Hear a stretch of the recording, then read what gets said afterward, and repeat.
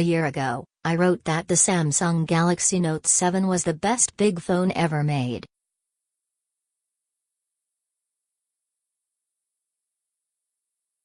It had excellent performance, a great camera, and a refined design that was surprisingly manageable for a device with a large screen.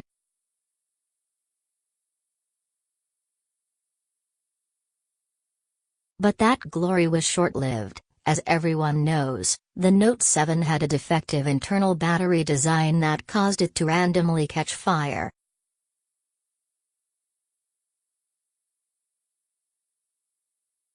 In the most embarrassing episode of modern tech history, Samsung was forced to recall the phone, not once, but twice, and pull it from the market.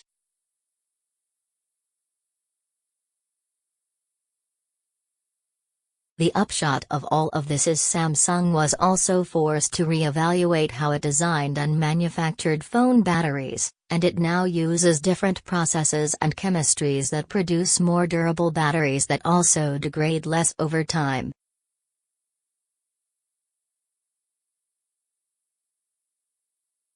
That's good, because now we have the Galaxy Note 8 and Samsung wants it to permanently put the Note 7 fiasco in the rearview mirror.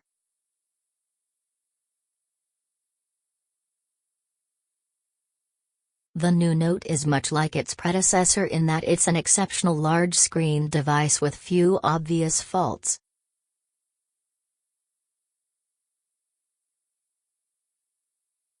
In fact, in all of the important areas, the Note 8 is a better device than even the Note 7 was.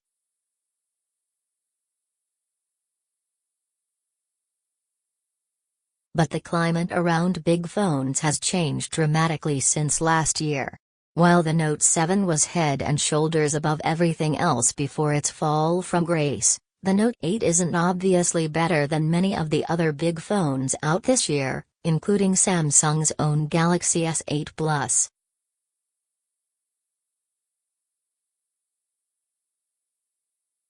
Further, the Note 8 is one of the most expensive phones you can buy, starting at $930 for a model with 64 GB of storage.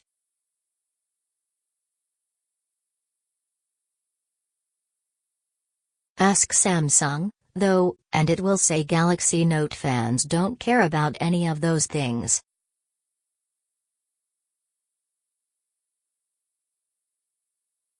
They don't want just any big phone, they want a Note, complete with its over-the-top size, top-of-the-line specs, and, of course, its stylus.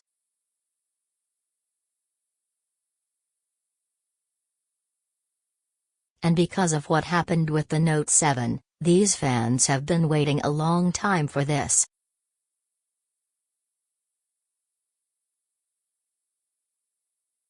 The Galaxy Note 8 wasn't built for everyone.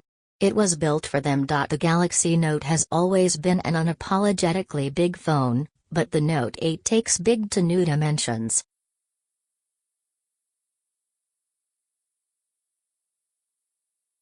It starts with its 6.3-inch infinity display that stretches to the very edges of the phone's frame, leaving just a small bezel above and below the screen.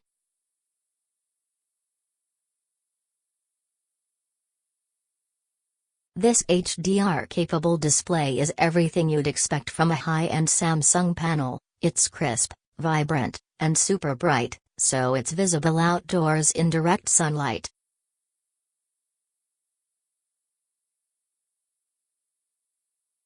The sheer size of it sucks you in when watching video, and the 18.5:9 aspect ratio lets it display lots of content at once or easily run two apps at the same time in split-screen multitasking mode.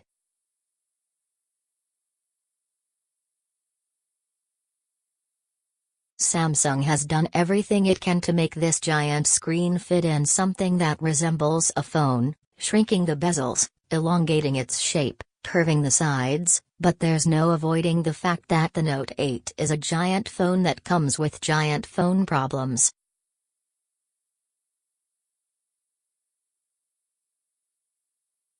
It's almost impossible to use in one hand and it doesn't fit comfortably in any of my pants pockets.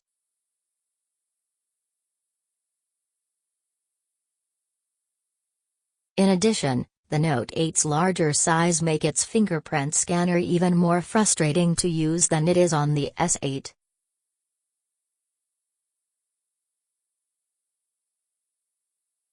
Like the S8, the scanner is on the back of the phone, to the right of the camera module.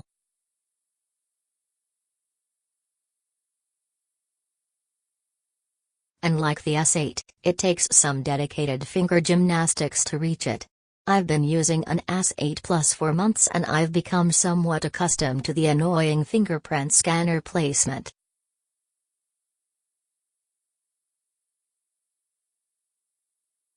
That could happen with the Note 8 as well, but it'd have been easier for everyone if Samsung just put the scanner below the camera like every other phone maker does.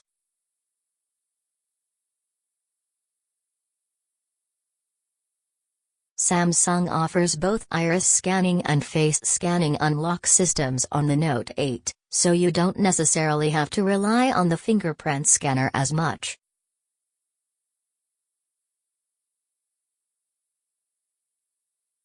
The face unlock feature is still not as secure as other means, but Samsung has improved it since the S8's launch, so it works faster and more reliably now.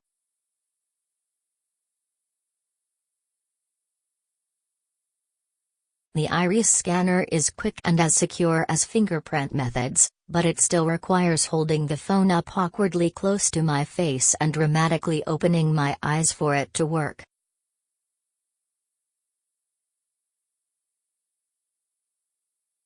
What's most interesting is how much bigger the Note 8 feels compared to the almost as large Galaxy S8 Plus.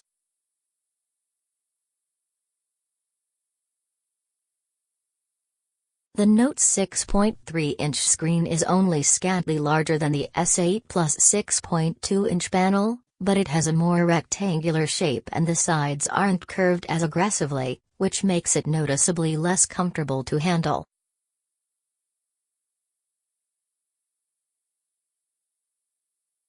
The Note 8 also tips the scales at 195 grams, about 22 grams more than the S8 Plus. That doesn't sound like much, but it's evident, especially when the phone is already this large.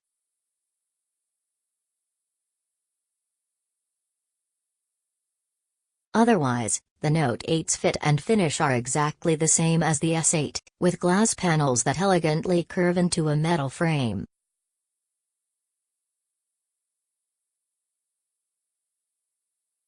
It has the same virtual, pressure-sensitive home button at the bottom of the display, and it's also IP68 water-resistant, so getting it wet isn't a worry, whether you're stuck in a rainstorm, washing dishes at home, or concerned about someone spilling a drink while out on the town.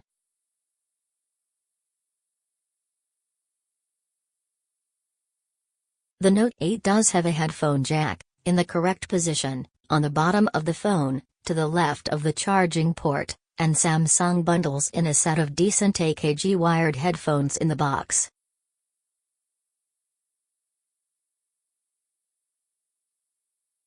It also has a dedicated button to launch the Bixby virtual assistant located just below the volume rocker on the left side of the phone.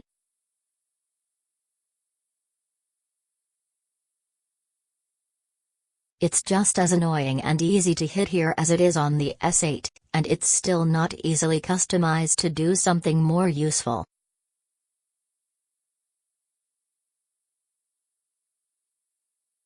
Bixby itself hasn't changed greatly from when it debuted on the S8, and the dedicated hardware button for it feels more like an unnecessary appendage than anything particularly helpful.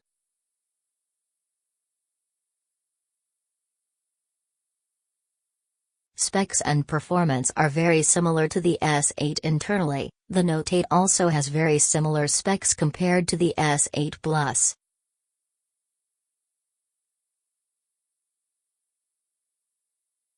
There's Qualcomm's Snapdragon 835 processor, 64 gigabytes of storage. In the US, other markets will see 128 gigabytes and even 256 gigabytes options, and a micro SD card slot.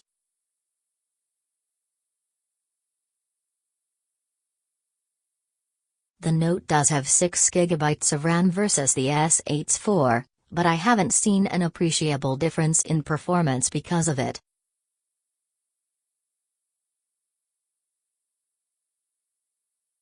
Both of these phones are fast and fluid, and performance was not a concern in my day-to-day use.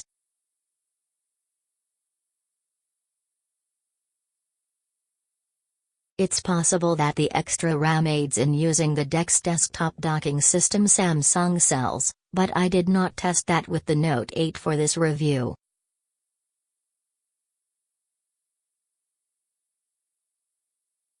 For obvious reasons, Samsung shrunk the battery capacity in the Note 8 compared to last year's Note 7.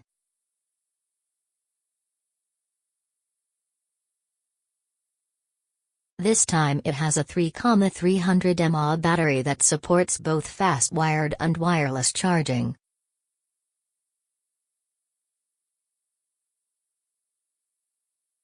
That's a little smaller than the 3,500 mAh cell in the S8 Plus, but in practical terms, the two phones have similar endurance.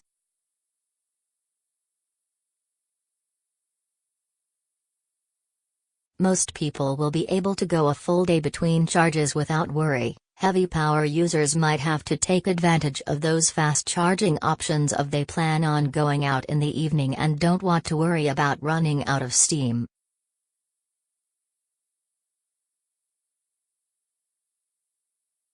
With so many similarities between the Note 8 and Galaxy S8 Plus, the few differences become more important.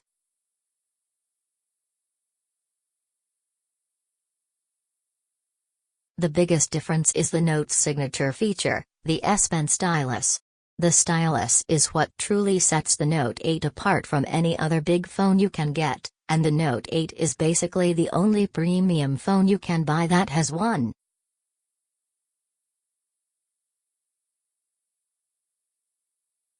Samsung says that its Note customers love the thing, and it's a big reason why they stick with the phone, even after what happened with the Note 7.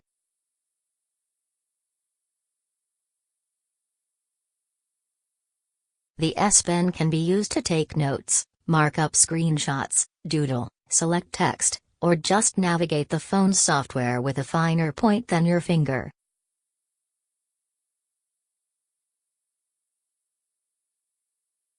You can even take notes on the lock screen without unlocking the phone, and then pin them there for easy access later on.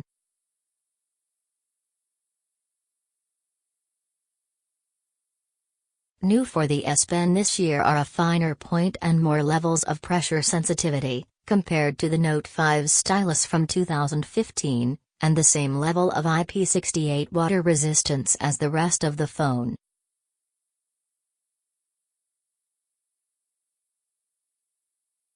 Samsung has added new coloring book features in its S Pen software, as well as the ability to take even longer notes on the lock screen than before.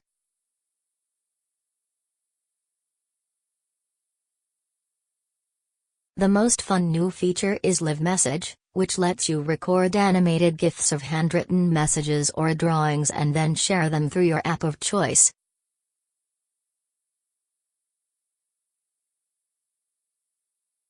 It reminds me a lot of the handwritten messages you can send in Apple's iMessage, but compatible with any app that supports standard animated GIFs.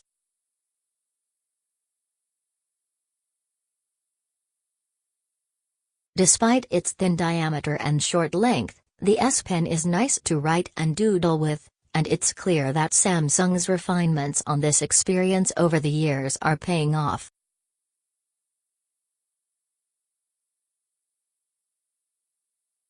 But that doesn't mean the S Pen will automatically become part of your routine. Most of the time, I forgot about using the pen and used the Note 8 just like I would any other phone.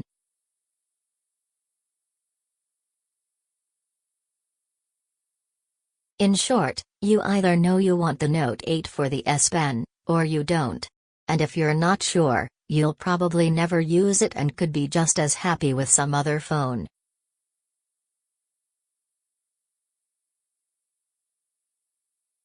But I can weigh in on the Note 8's other standout feature, the new dual camera.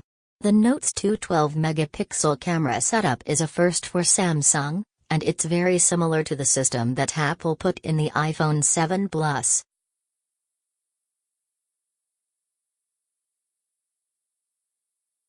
One of the cameras has a standard wide-angle lens, like you'll find on any other smartphone, while the other provides a short telephoto option that gets you a little bit closer to your subject.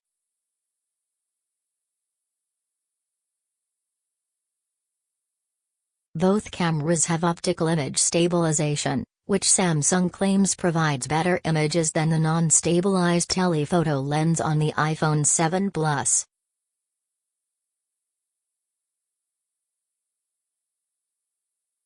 But in practice, it doesn't make much of a difference, at least not for stills. In addition to letting you zoom in a little, the dual camera system also lets you take images with an artificially blurred background to mimic what is possible with a DSLR and a bright lens.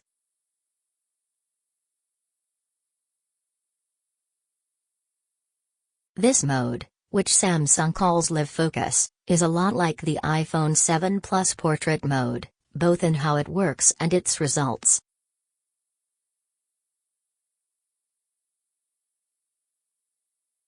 It can produce some cool-looking images in good lighting. But indoors, or in poor light, image quality is bad, with lots of noise and blur and little in terms of detail.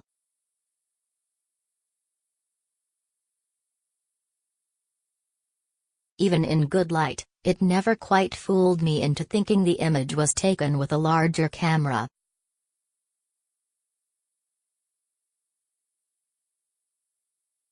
The effect can easily make your subject look like a cardboard cutout, and it struggles to maintain fine detail around hair, which is important for a portrait.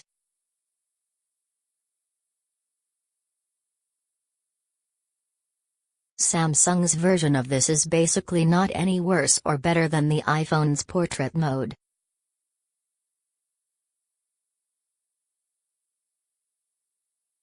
Both of these feel like first-generation attempts at this kind of thing, and there is a lot of headroom for improvements to come in later iterations.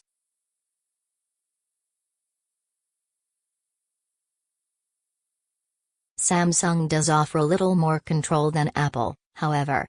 On the Note 8, it's possible to adjust the blur effect before or after you've taken the picture, so if the blur is too strong or fake-looking, you can dial it back.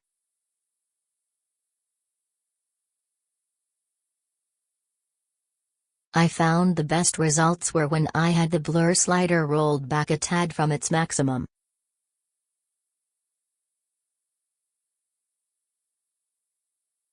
In addition, Samsung doesn't require a face to be in the frame to trigger the effect, so I was able to use it on inanimate subjects, such as flowers or cups of coffee.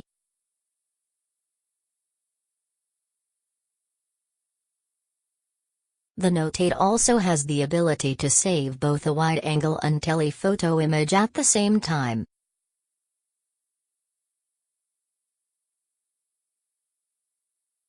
If the portrait quality sucks, you can fall back to the wide-angle camera, which has a higher quality sensor and brighter lens.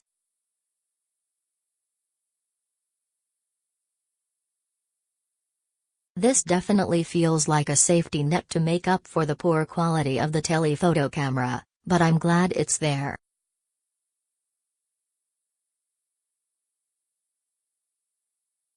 The downside is it will eat up more of your storage with each shot you take, so you'll probably want to use a micro SD card to store your images if you use this feature a lot.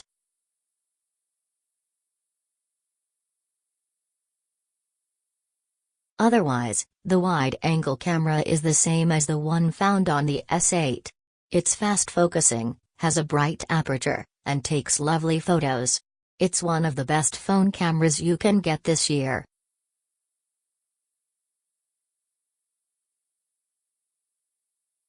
It's disappointing that the telephoto camera doesn't match up to the same standard.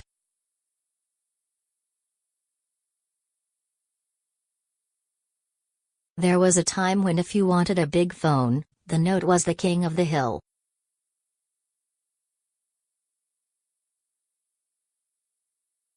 It had the biggest screen and the best tech, and it didn't matter that it cost more than other phones.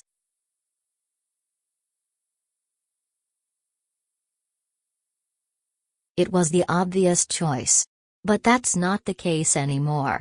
Now there are a lot of great big phones available, including other options from Samsung, that provide most of the Note's experience at lower prices.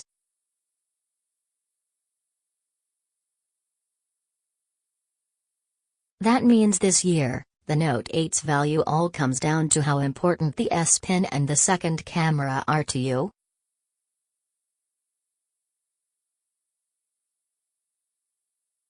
In my experience, the camera doesn't do enough to justify its existence. It needs more work before it's truly great and worth the cost of admission. If you're an S Pen diehard, though, this is the phone you've been waiting for, the one that can finally replace that creaky old Galaxy Note 5.